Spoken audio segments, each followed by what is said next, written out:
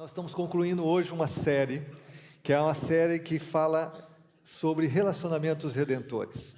Relacionamentos redentores. E eu quero abrir um parênteses aqui, antes de eu entrar no texto bíblico que Deus colocou no meu coração para concluirmos essa série.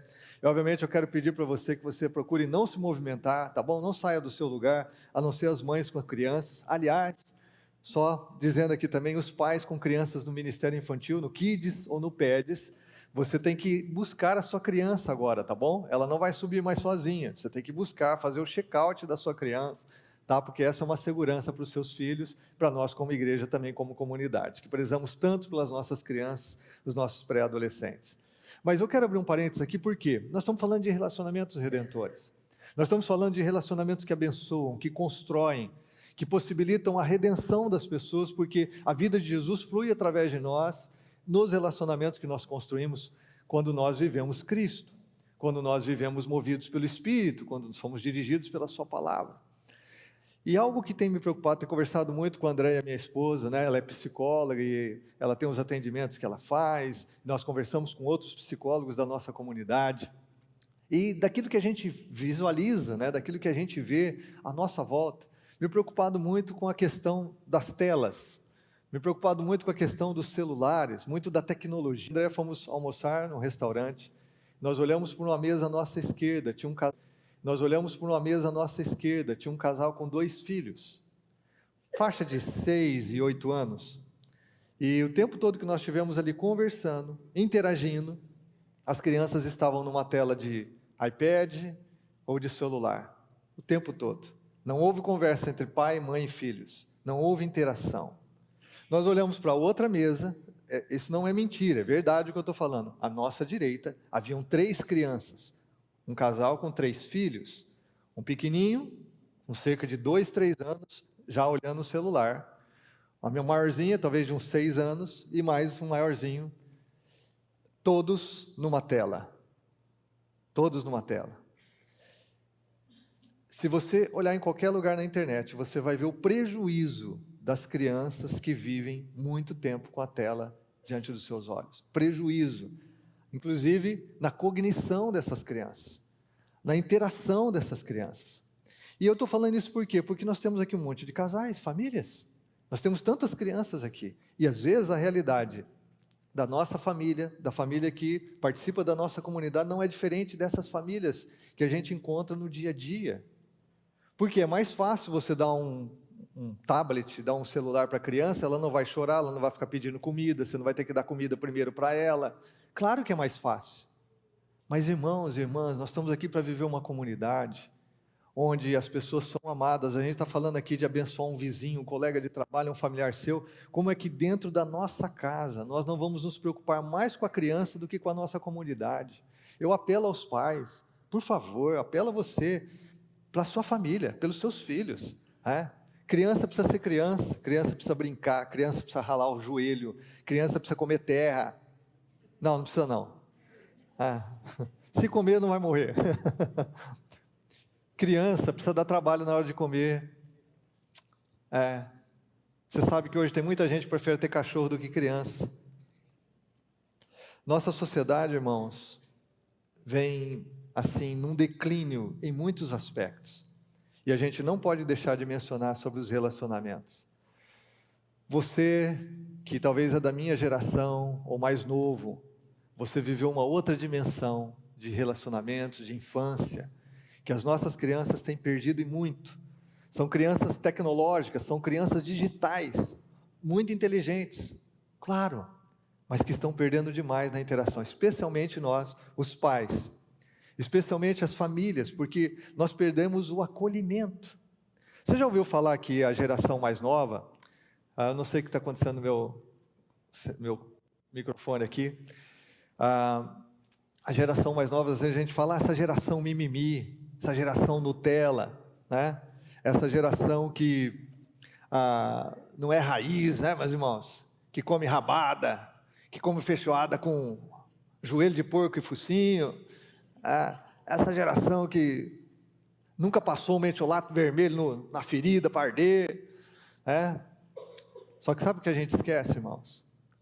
A gente esquece que... Ventura, pessoal, Vocês conseguem fazer alguma coisa para o meu microfone não ficar aqui? Senhor, traz outro microfone, por favor, para mim. Não quero ficar fazendo esse barulho aí, irritando as pessoas. Tá melhor aí? Eu acho que meu microfone está pegando aqui, meus irmãos. Me perdoe, tecnologia. Ai, tecnologia é uma benção, né, moça? A gente esquece que essa geração, ela padeceu muito por falta do acolhimento dos pais, irmãos. Eu tive o privilégio de ter minha mãe sendo costureira, trabalhando em casa. Ela não dava muita atenção, porque ela trabalhava o dia inteiro, mas a gente tinha mãe em casa. Machucava, corria lá. Tinha um problema, corria lá. O que eu quero só dizer, assim, que às vezes a gente critica a geração mais nova, mas esquece que eles não tiveram a mesma estrutura de família, presença dos pais que a gente teve. E isso, se você pesquisar, você olhar, você vai ver o quanto a geração mais nova também perdeu, porque pai e mãe trabalhando fora o tempo todo, às vezes educação terceirizada, e às vezes a gente está repetindo as mesmas coisas aqui. Eu não sei, melhorou por enquanto? Está melhor, parece que está melhor, senão eu vou usar esse microfone aqui. Eu vou deixar aqui mesmo, Ventura, obrigado. Desculpa. Parece que eu estou meio atrapalhado aqui com os microfones, irmãos. Eu só estou dando essa palavra, irmãos, porque você tem filhos, você tem netos. Se você não tem ainda, se Deus conceder você essa graça, é uma coisa muito prática, que a gente vê no dia a dia. A maior bênção que um pai pode fazer pelos seus filhos é amar a mãe deles e é investir no seu relacionamento enquanto eles são crianças. Porque a formação da criança vai até 5, 6 anos. Mais profundidade, o que precisa acontecer com essa criança é na primeira infância.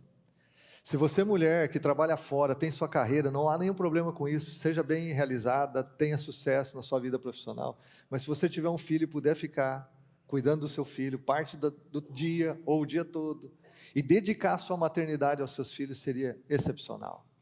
Excepcional.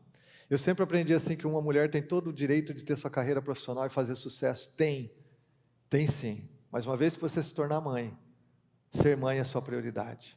Eu e a Andréia escolhemos lá, quando nós fomos ter o nosso primeiro filho, ela deixou o trabalho. Nós tínhamos condições, não eram tantos, perdemos metade da nossa renda, perdemos nível social, mas escolhemos que ela ia poder criar o filho e cuidar dos nossos filhos em casa. Foi um preço que a gente pagou. Nós poderíamos ter, talvez, uma casa maior, nós poderíamos ter mais do que uma casa, nós poderíamos ter outras coisas hoje, mas nós pagamos o preço, porque nós entendemos que isso era muito importante. Eu estou dizendo isso, você considera no seu coração. O que eu queria só dizer para você, nós estamos falando aqui tanto de relacionamentos redentores e esquecemos que o relacionamento abençoador começa dentro da nossa casa, a interação com os nossos filhos. Ontem eu fui dar uma palestra de casais, para casais, na verdade, na nossa igreja aqui na Rua Brasil, pastor Luciano, e aí um senhor, um pouquinho mais velho que eu, falou, nossa, que palavra tão especial, tal. Começou a falar comigo e falou assim, pastor, o senhor não falou nada sobre celular. A minha mulher é viciada em celular. A gente não consegue conversar. É uma senhora de 50 e poucos anos. Não é a geração digital. Ele falou, mas a gente chega em casa, eu uso o meu celular só para trabalho.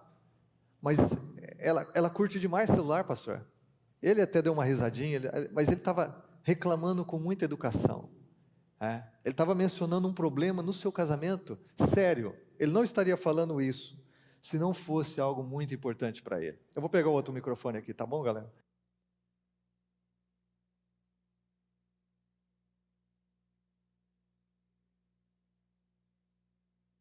Opa, chegou.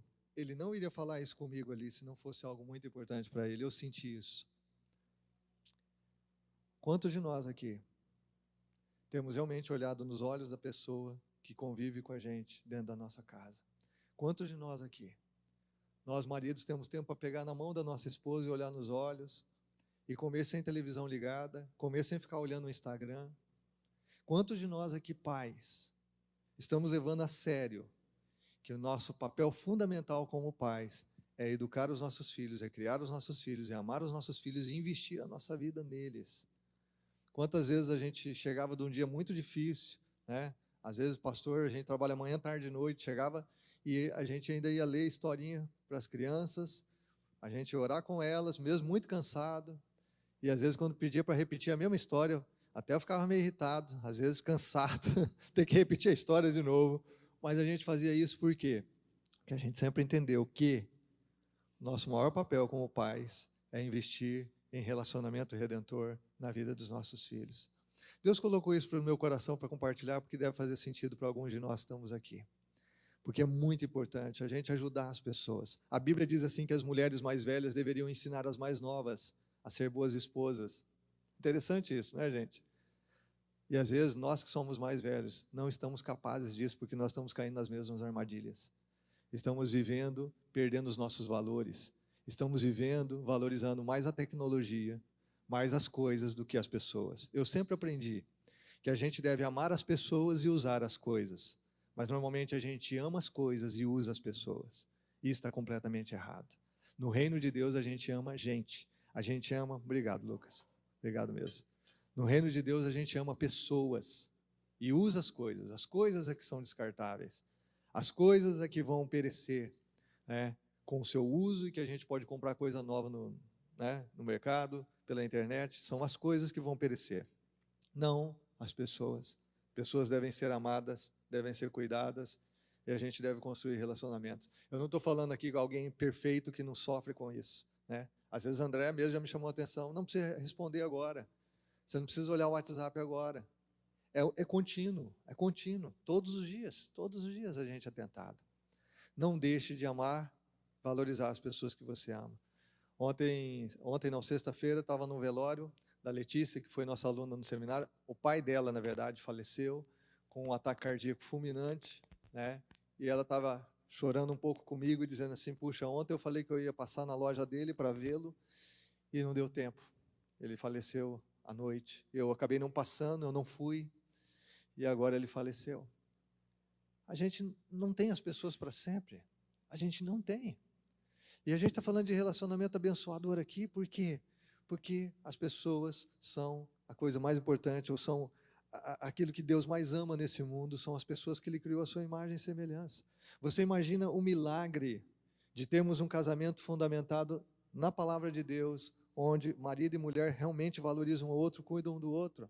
Olha o milagre que é redentor, transformador na nossa sociedade, quando pais investem nos seus filhos, derramam suas vidas nos seus filhos, para que eles venham crescer na fé, mas não só isso, sejam cidadãos que vão ser transformadores na sua geração.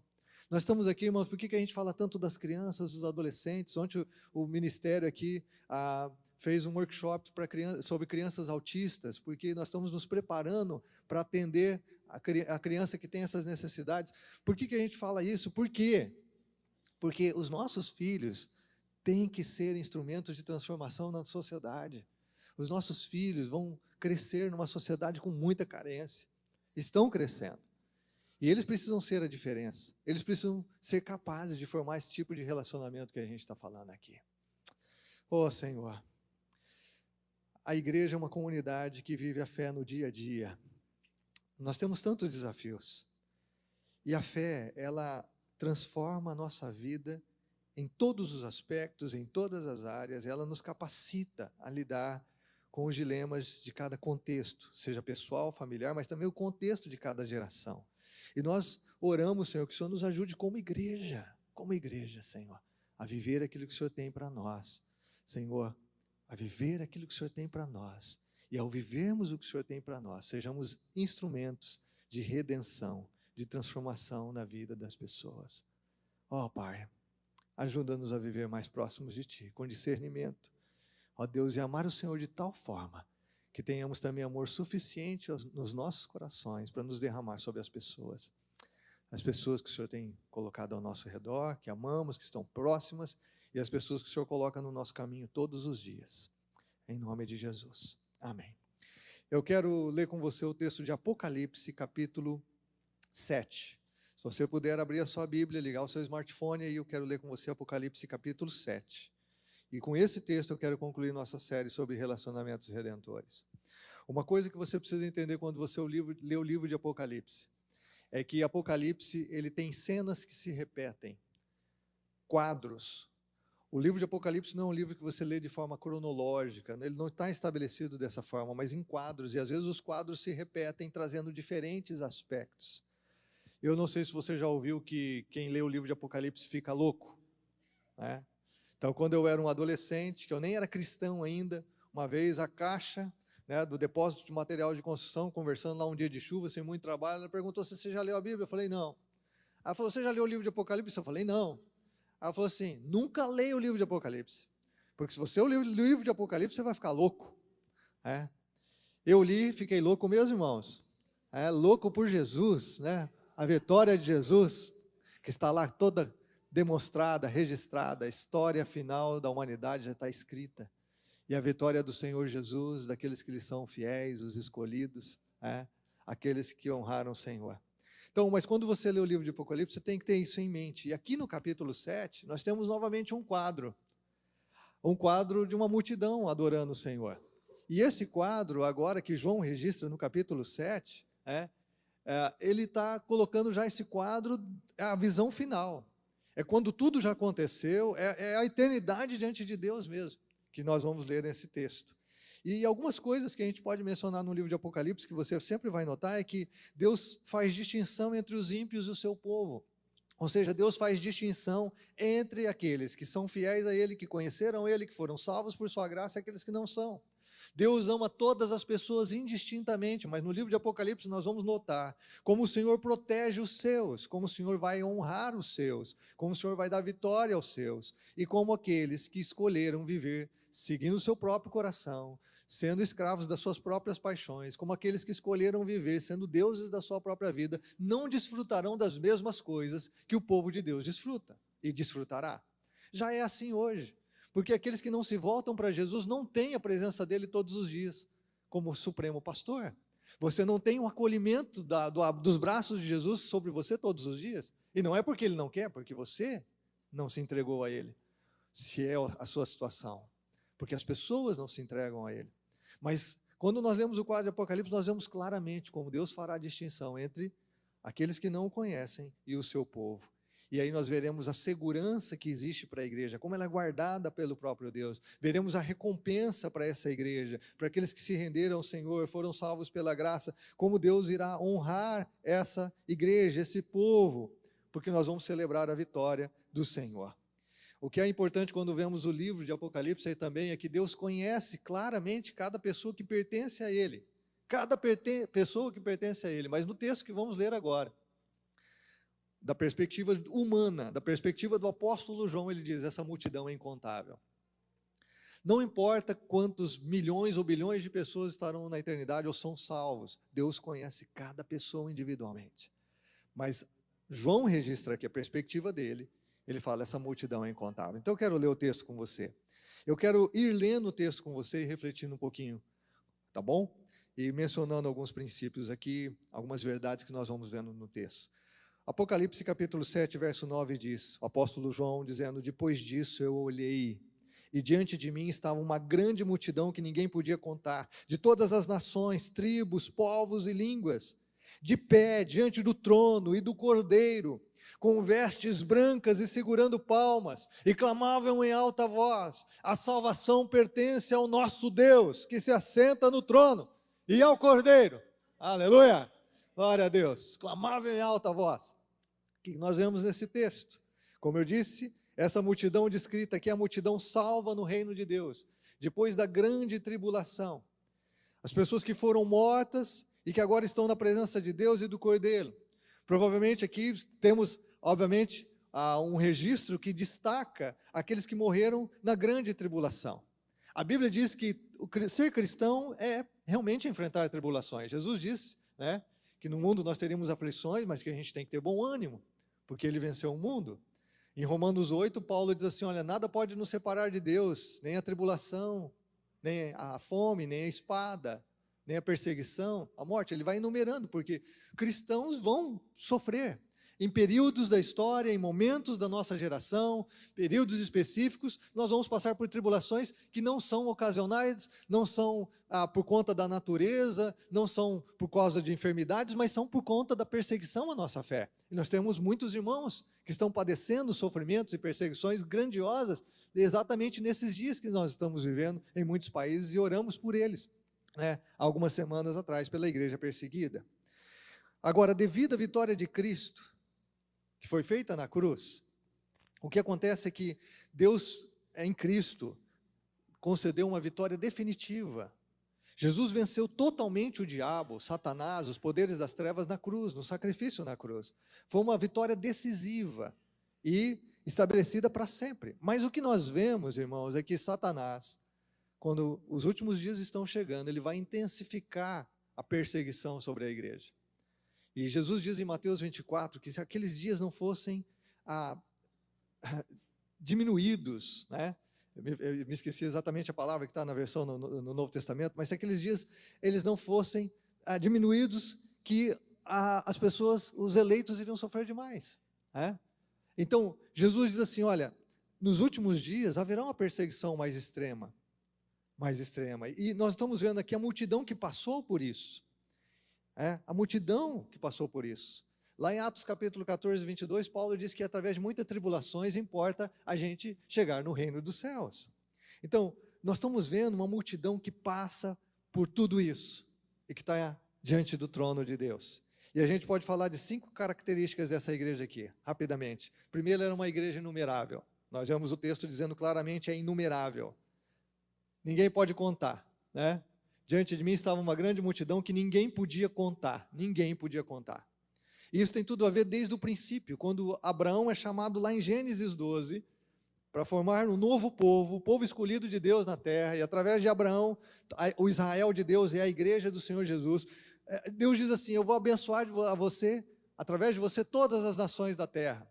E lá em Gênesis 15, quando Abraão pensa assim, puxa, mas eu não tenho herdeiro, Deus leva Abraão para fora, olha as estrelas do céu, se você pode contar, porque essa será a sua descendência. Então a promessa já é desde Gênesis Apocalipse, que haveria uma multidão incontável que seria salvo por causa de Jesus, o Redentor de toda a humanidade, o Salvador do mundo, também prometido já em Gênesis, o descendente da mulher que pisaria a cabeça da serpente. Então, essa multidão é inumerável, incontável, como as estrelas do céu que não se podem contar. Segundo, ela é uma igreja universal, não a universal do reino de Deus que você já ouviu falar, mas é uma igreja universal no sentido de que é toda tribo, raça, língua e nação. O texto é claro, não pode contar. Pessoas de todas as nações, tribos, povos e línguas. Apocalipse capítulo 5, nós vemos no verso 9 que os seres viventes, os 24 anciãos estão prostrados diante do Cordeiro, colocando diante dele as orações dos santos e cantando um cântico que diz assim, tu és digno de receber o livro e de abrir os seus selos, pois foste morto e com teu sangue compraste para Deus homens de toda tribo, língua, povo e nação. Aleluia, é um outro quadro que João está vendo. E agora nós temos aqui esse outro quadro, dizendo exatamente a mesma coisa. Voltando à promessa lá para Abraão, o chamado de Abraão, Gênesis 12, através de você, Abraão, todas as famílias da terra serão abençoadas. Ou seja, é uma igreja universal. Povos, línguas, tribos, por isso que nós oramos pela salvação de todas as nações. Terceiro, é uma igreja honrada.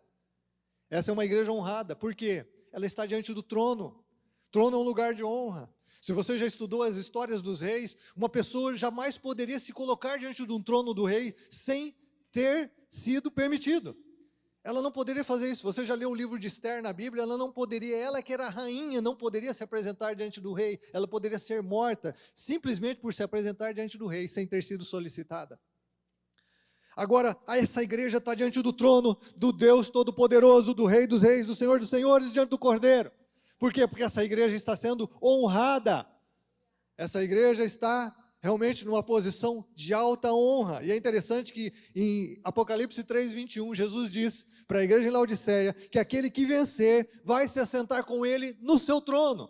A Bíblia diz que a igreja vai reinar com Cristo, e inclusive vai julgar os anjos. A Bíblia diz que a igreja do Senhor Jesus será honrada. A igreja irá julgar os anjos e o mundo. Quem sou eu, quem é você? Quem somos nós para tamanha honra?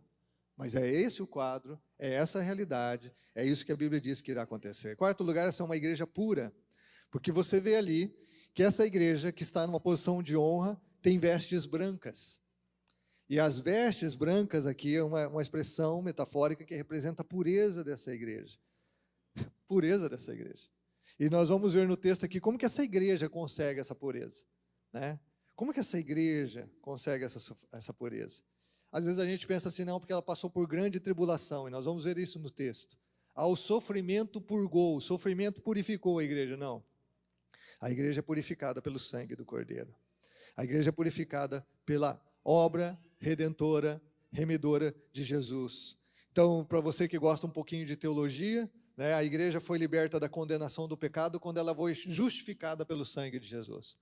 Não há condenação para aqueles que estão em Cristo Jesus, nosso Senhor. Romanos 8. Aleluia. A igreja foi liberta do poder do pecado quando ela é santificada. O pecado não tem mais poder. Ele não nos leva a pecar, não nos escraviza mais. Nós não estamos debaixo da lei, estamos debaixo da graça. E a santificação opera a libertação do poder do pecado. Agora, a glorificação nos liberta da presença do pecado. Porque aqui nós vemos uma multidão que não tem mais o pecado. Não há mais a presença. Não teremos mais que lidar com tentações, não teremos que lidar com a dor, a angústia que o pecado traz quando nós caímos numa tentação, quando pecamos contra Deus ou contra as pessoas. Em quinto lugar, o que nós vemos nesse texto é que essa é uma igreja vencedora, porque essa igreja está segurando palmas nas mãos. Essa igreja que é símbolo de vitória, de celebração. E o texto diz assim que eles estão clamando em alta voz. Então, há um grito de júbilo, de triunfo, porque essa igreja aqui, ela é vencedora, ela é vitoriosa. Nós temos aqui as roupas que representam essa vitória, nós temos as palmas nas mãos, nós temos o grito de triunfo, clamando em alta voz. A celebração, clamando em alta voz. É interessante que, irmãos, a Bíblia apresenta lá em Gênesis capítulo 3 a queda do homem, o pecado entrou no mundo, devastou tudo. Toda a criação de Deus e o homem, e nós fomos corrompidos pelo nosso pecado, nos tornamos maus, nos tornamos egoístas, nos tornamos orgulhosos, nos tornamos escravos das nossas próprias paixões, nos tornamos pessoas fragmentadas, arrebentadas por dentro, e isso foi a entrada do pecado no mundo. Agora, o último quadro que nós vemos em Apocalipse é de pessoas que foram purificadas, libertas, livres da condenação do pecado, do poder do pecado, da presença do pecado, e pessoas que estão em plena vitória. Um contraste muito grande daquilo que o pecado fez em Gênesis 3 e do que nós vemos então no livro de Apocalipse, a história final, o desfecho final de toda a obra de redenção na história da humanidade. É um contraste muito grande, irmãos. Aqui nós vemos gente limpa, nós vemos gente pura, nós vemos gente honrada, nós vemos gente em vitória, que o pecado não prevaleceu, que a rebeldia, o orgulho, o egoísmo não prevaleceram na vida dessas pessoas por causa da graça que nos alcançou e que alcança as pessoas em Cristo. Aqui nós vemos o ser humano redimido por Cristo, com novas roupas, com grito de triunfo, declarando a salvação pertence ao nosso Deus. E aqui eu preciso destacar isso, a salvação não é produto do nosso esforço, não é produto da nossa religiosidade, a salvação não é produto da sua disciplina pessoal, nós não compramos a salvação, nós não merecemos a salvação pertence ao nosso Deus que se assenta no trono e ao Cordeiro. Salvação vem de Deus, por isso que nós precisamos crer em Jesus, o caminho, a verdade e a vida, e ninguém vem ao Pai senão por Ele. Por isso nós precisamos crer em Jesus, o Cordeiro de Deus, que tira o pecado do mundo. Por isso que todo aquele que nele crê não perece, mas tem a vida eterna, porque a salvação pertence a Deus. E Ele escolheu dar, entregar essa salvação, através do Seu Filho, a todos aqueles que nele creem. Então o que nós vemos de tudo isso, irmãos, é que, quando a gente às vezes pensa muito na vida ou na morte, não é de grande importância se você está vivo ou morto aqui, ou como você morreu. A coisa mais importante é se você adorou ao Cristo ou ao anticristo. É se você adorou a Deus ou a si mesmo, ou esse mundo. A coisa mais importante para um cristão não é se ele está vivo ou está morto. Não é se esse corpo perece e como ele vai perecer. se é produto de uma enfermidade, de um acidente, ou de uma perseguição, ou porque ele foi decapitado por causa da sua fé, ele foi morto por causa da sua fé, não. O que é importante é se nós estaremos lá, porque adoramos a Deus e ao Cordeiro, porque adoramos ao Pai, ao Filho e ao Espírito Santo, o Deus que tem a salvação nas mãos. O texto segue no verso 11 dizendo: todos os anjos estavam de pé ao redor do trono, dos anciãos e dos 4 seres viventes, seres celestiais. E eles se prostraram com o rosto em terra diante do trono e adoraram a Deus, dizendo, amém, louvor e glória, sabedoria, ação de graças, honra, poder e força, sejam ao nosso Deus para todo sempre, amém. Aqui a adoração tem 7 motivos, 7 motivos, louvor, glória, sabedoria, ação de graças, honra, poder e força, o número da perfeição. Adoração movida por esses 7 motivos, a exaltação a Deus. Olha o verso 13. Então um dos anciãos me perguntou: quem são esses que estão vestidos de branco e de onde vieram? Respondi, o apóstolo João dizendo: Senhor, tu sabes. João está dizendo assim: essa resposta não vem da terra, Senhor, essa resposta vem do céu. O céu tem que responder isso.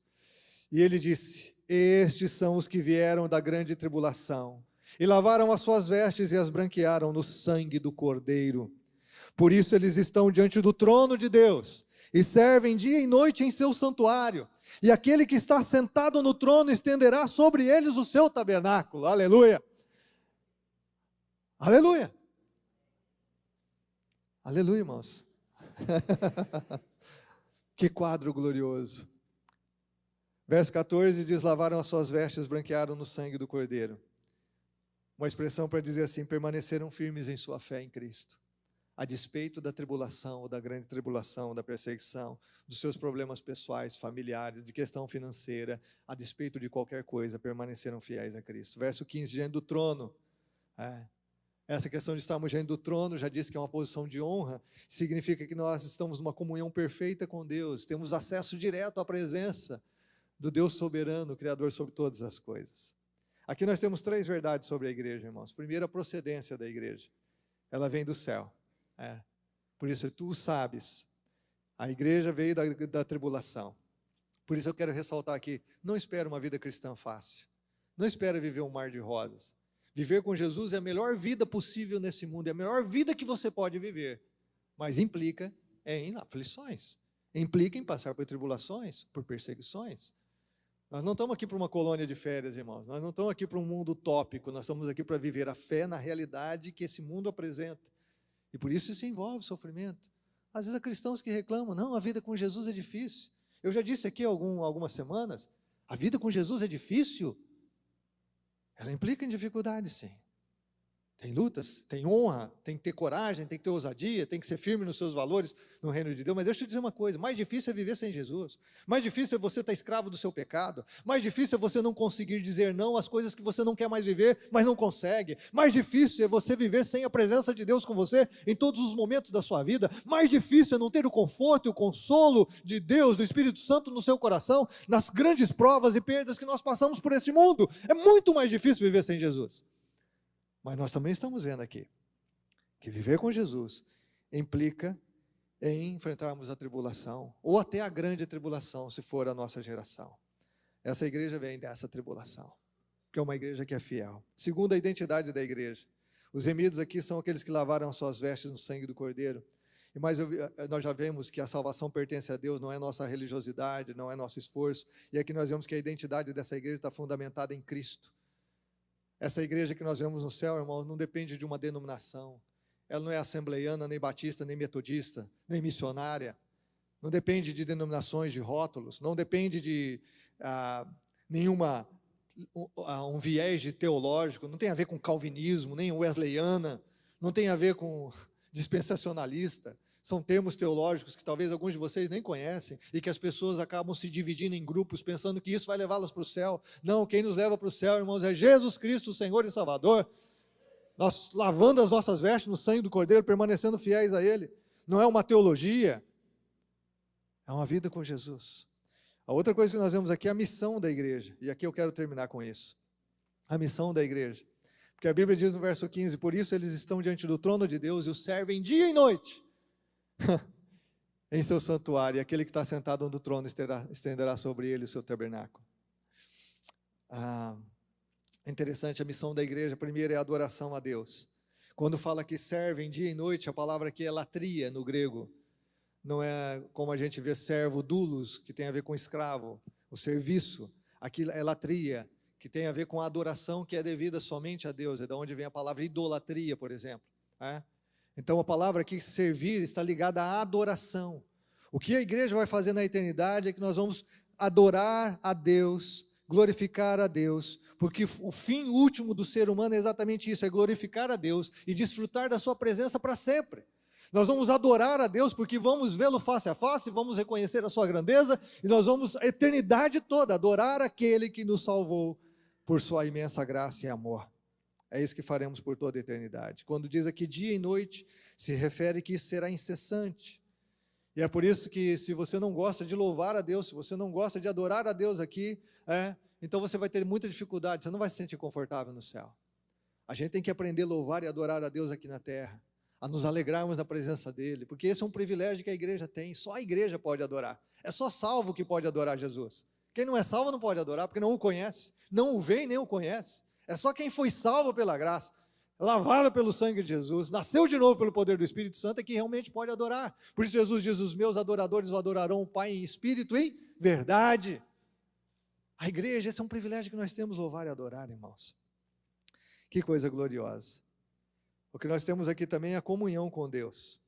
A missão da igreja será de adoração e comunhão com Deus. A Bíblia diz aqui que nós vamos estar no santuário e Ele vai estender sobre o povo o seu tabernáculo, a morada de Deus.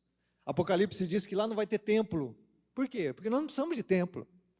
A morada é o próprio Deus, o nosso tabernáculo é o próprio Deus, e significa que nós teremos total, plena e completa comunhão com Deus, Apocalipse 21 diz que Deus habitará com os salvos, então a nossa comunhão será plena.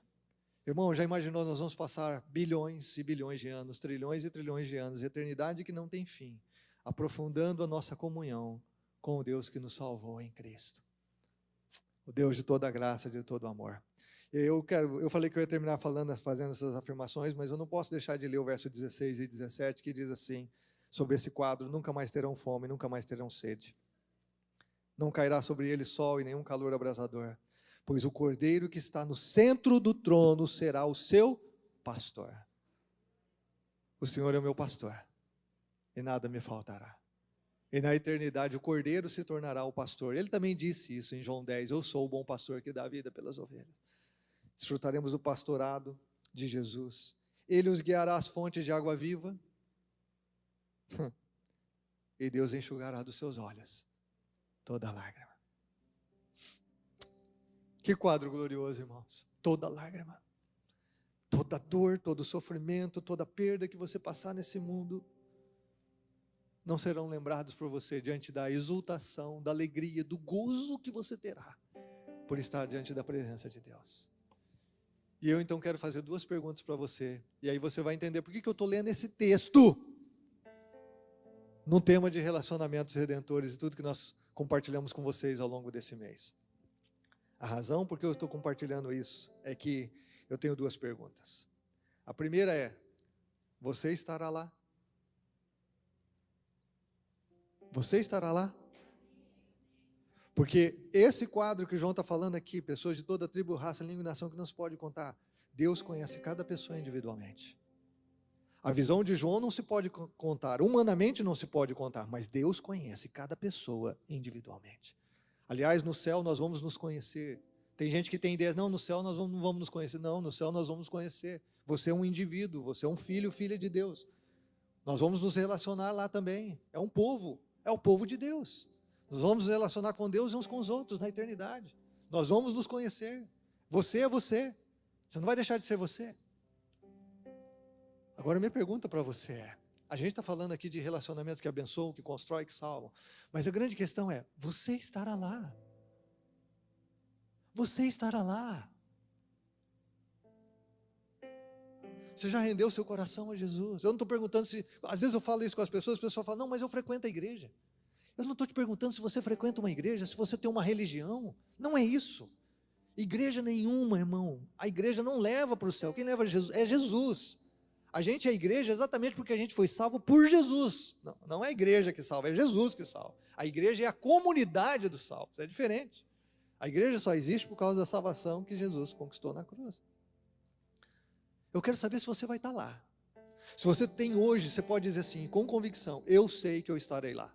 E não adianta você pensar assim, mas é muita presunção, porque quem que pode dizer isso? Os salvos podem. A Bíblia diz em Romanos 8,16 que o Espírito de Deus certifica com o nosso Espírito que nós somos filhos de Deus. O salvo tem realmente a presença do Espírito, você tem segurança de que se você morrer hoje, você estará naquele quadro. O salvo tem. John Wesley fazia sempre essa pergunta quando ele convidava as pessoas a receberem Jesus. O Espírito de Deus certifica com o seu Espírito? Você tem essa segurança no teu coração? No seu coração, que você estará lá. Espírito Santo. A Bíblia diz em Efésios 4,30 que nós fomos selados com o Espírito Santo da promessa para esse dia. Crentes são selados. O selo significa você é minha propriedade. Ninguém pode separar do meu amor. Então o cristão tem a segurança eterna. Nós estamos salvos pela graça.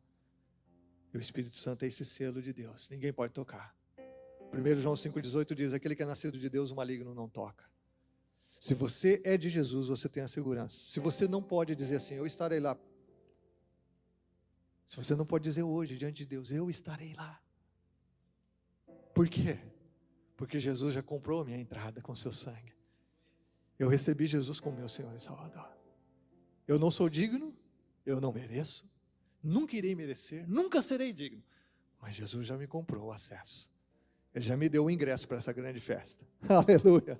Celebração. É de graça, irmão. Alguém já pagou. Quem pagou foi o Cordeiro. Você estará lá. Porque não adianta a gente pensar que em abençoar pessoas. Puxa, se você não estará lá. Agora, minha segunda pergunta é. Coloca a segunda pergunta, por favor. Quantos estarão lá por causa de você? Quantas pessoas estarão naquela multidão que não se pode contar por causa de você? Quantos familiares estarão lá por causa de você? Quantos amigos, quantas pessoas estranhas estarão lá porque você orou por elas? Quantas pessoas? A gente pensa muito nisso, puxa, eu não quero estar no céu e não encontrar o meu filho. Eu não quero estar no céu e não encontrar o meu pai. E a gente tem que pensar mesmo. A gente tem que orar por isso. Eu não quero estar lá e não encontrar meu esposo, minha mulher. Não, isso já teve marido que falou, pastor, eu preferia não encontrar ela lá. Não, eu espero que você não pense assim.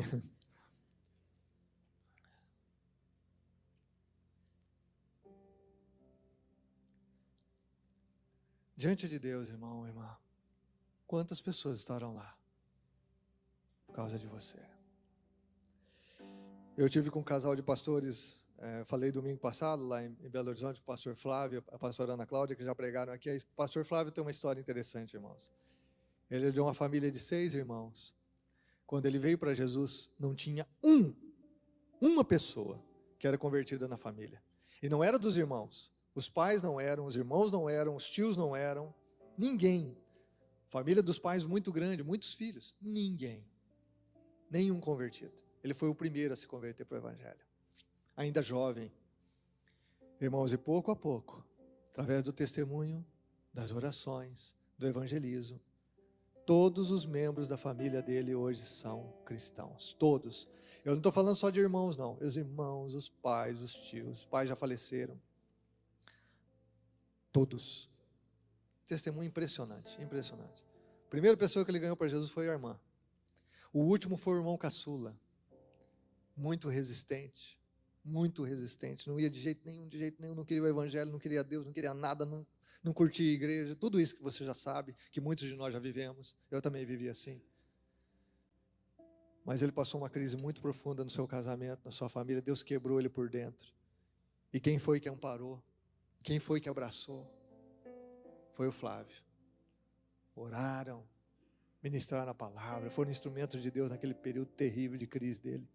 E Deus o salvou, Deus o alcançou. Quantas pessoas estarão lá naquela multidão por causa do que você está fazendo hoje? Com seus filhos, com seu cônjuge, com seus pais, seus irmãos, com as pessoas que trabalham com você. É por isso que um cristão que foi salvo pela graça não tem maior alegria do que ver outra pessoa também salva pela graça. Não há alegria maior para um salvo do que ver outra pessoa sendo salva. Por isso que nós celebramos aqui, irmãos, cada batismo. A gente abre esse batistério nem que for para batizar uma pessoa. Porque a Bíblia diz em Lucas 15 que é mais alegria no céu por um pecador que se arrepende do que 99 justos que não precisam de salvação. A gente abre para uma pessoa, mas a gente quer ver 50, a gente quer ver 100, a gente quer ver 1000. Porque a maior alegria de um salvo é ver outras pessoas sendo salvas. Onde nós vamos investir nosso tempo, irmãos? Você pode ter sua carreira, seus sonhos, você pode construir sua casa, você pode lutar por tudo isso. Deus está te dando um mês novinho em folha, começa amanhã, dia 1º de julho, um mês inteirinho à sua frente, um novo semestre começando. Não há problema nisso. Mas em tudo isso, um cristão ele vive consciente da sua missão. Eu estou trabalhando aqui, mas não é só pelo dinheiro no final do mês ou no início do mês. Eu estou trabalhando aqui porque aqui eu sou luz, eu sou sal, porque eu estou orando por essa galera aqui. Eles nem sabem, mas eu estou orando por eles. A oportunidade de pintar, eu vou me oferecer para orar por ele. A oportunidade de pintar, eu vou falar de como Jesus mudou a minha vida, de como Jesus transformou meu coração. Sim, sim, irmãos, a gente tem o privilégio, escute isso, a gente tem o privilégio de fazer parte da salvação eterna das pessoas. As pessoas que não conhecem Jesus vão morrer e não estarão nessa multidão. Elas estarão eternamente banidas da presença de Deus, porque foi isso que elas escolheram viver aqui. Se as pessoas morrerem sem a salvação em Jesus, elas vão para aquilo que a Bíblia chama de inferno. Elas estarão para sempre longe da salvação que Deus oferece. E o Cordeiro? Elas não cantarão, a salvação pertence a Deus e o Cordeiro. Elas não estarão de vestes brancas, elas não estarão com palmas nas mãos, elas não estarão com voz de triunfo, elas não estarão. E não estarão, porque muitos de nós somos omissos, porque a igreja se omite, porque nós não oramos pela salvação das pessoas, nós não vivemos com senso de missão, nós não nos colocamos nas mãos de Deus para que Ele possa nos usar. E nós criamos um monte de racionalizações e damos um monte de desculpas. Ah, mas as pessoas são difíceis, as pessoas não querem. Não é isso. Nosso papel não é esse. Não é avaliar, não é responder pelas pessoas. Nosso papel é viver Jesus. Nosso papel é orar pela salvação de cada pessoa. Nosso papel é sermos testemunhas do Cristo, que foi morto, mas reviveu. E comprou com seu sangue pessoas de toda tribo, raça, língua e nação. Quantas pessoas estarão lá por causa de você? Você viu minha primeira pergunta? Você estará lá? Segunda pergunta. Quantas pessoas estarão lá? Eu não estou perguntando quantos anos que você frequenta a igreja ou você vai frequentar. Você pode frequentar a igreja 100 anos e não estar nessa multidão. E nem cooperar para que outras pessoas estejam. Ah, Senhor, tem misericórdia de nós. Eu quero chamar você a orar. Eu quero chamar você a orar primeiro. Se você está aqui nessa manhã, você está nos assistindo agora, e você não tem certeza da sua salvação, você não tem o Espírito que testifica, que te dá segurança de que você realmente é filho ou filha de Deus, então renda-se a Jesus, do seu jeito, diga a Jesus, eu quero ser salvo, livra-me de mim mesmo, livra-me do orgulho, livra-me do meu pecado, livra-me de quem eu sou, me faz um novo homem, uma nova mulher, um novo jovem, uma nova jovem, um novo adolescente, uma nova adolescente, salva-me, Senhor, eu preciso de Ti aqui nessa vida, e eu vou precisar de Ti eternamente, porque o Senhor me criou para Ti, o Senhor tem aberto os meus olhos para isso, por favor, receba a minha vida nessa manhã, eu creio em Ti, afirma a sua fé, confesse com os lábios. A Bíblia diz, se você crê no coração que Deus ressuscitou Jesus dos mortos, e você confessa com seus lábios que Ele é o Senhor da sua vida, você é salvo. É tão fácil, é tão simples. É só a fé. Agora, uma vez, se você está aqui e diz assim, eu já sou salvo, então eu quero desafiar você à consagração. a consagrar nessa manhã o seu tempo, sua energia, seus dons, seus talentos, o seu corpo como templo do Espírito Santo. Consagração. Para viver a missão que Jesus deixou para mim e para você, para todos os salvos. Para que quando chegarmos lá, irmãos, e essa vai ser a nossa alegria, nós vamos ouvir: servo bom e fiel, você foi fiel no pouco, sobre muito eu vou te colocar. Mas quando nós chegarmos lá, irmão, nós vamos abraçar pessoas que vão te encontrar e vão dizer: eu estou aqui por causa de você. Eu estou aqui por causa de você também. É por causa de Jesus, meu Salvador e Senhor, mas você orou por mim. Aquele dia que eu estava passando uma dificuldade, você me abraçou, orou por mim e falou de Jesus para mim. Você foi paciente comigo, você investiu na minha vida, você tomou um café comigo. Eu nunca esqueço isso. Deus usou aquilo para abrir o meu coração para o Evangelho. Quantas pessoas estarão lá por causa de mim e de você? Isso demanda consagração.